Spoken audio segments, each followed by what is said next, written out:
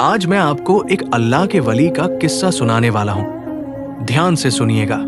जब हजरत शेख अब्दुल कादिर जीलानी इल्म हासिल करने के लिए घर से रवाना हुए तो उनकी वालिदा ने 40 दिनार उनके कुर्ते की आस्तीन में सी कर रख दिए और नसीहत ये की, बेटा ये पैसे जरूरत के लिए हैं, मगर याद रखना कभी झूठ मत बोलना, चाहे हालात कितने ही मुश्किल क्यों न हो।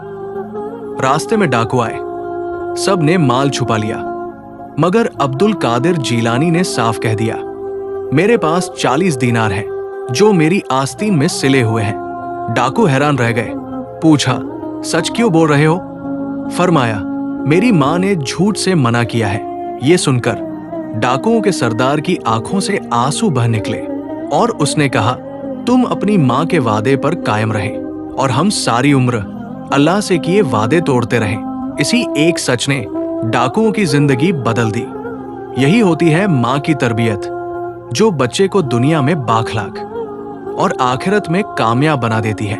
एक मां ने अपने बेटे से कहा, बेटा सच का दामन कभी न छोड़ना, क्योंकि अल्लाह सच बोलने वालों के साथ होता है। वक्त आया, हालात सख्त हुए, लोगों ने कहा, थोड़ा सा झूठ बोल लो, काम बन जाएगा। मगर वो बेटा रुक गया। उसे मां की नसीहत याद आ गई। उसने सच को चुन लिया और अल्लाह ने उसके लिए वो दरवाजा खोल दिया जिसका उसे वहम भी न था। याद रखो, मां की सच्ची तरबियत औलाद को आजमाइश में नहीं छोड़ती, अल्लाह तक पहुंचा देती है।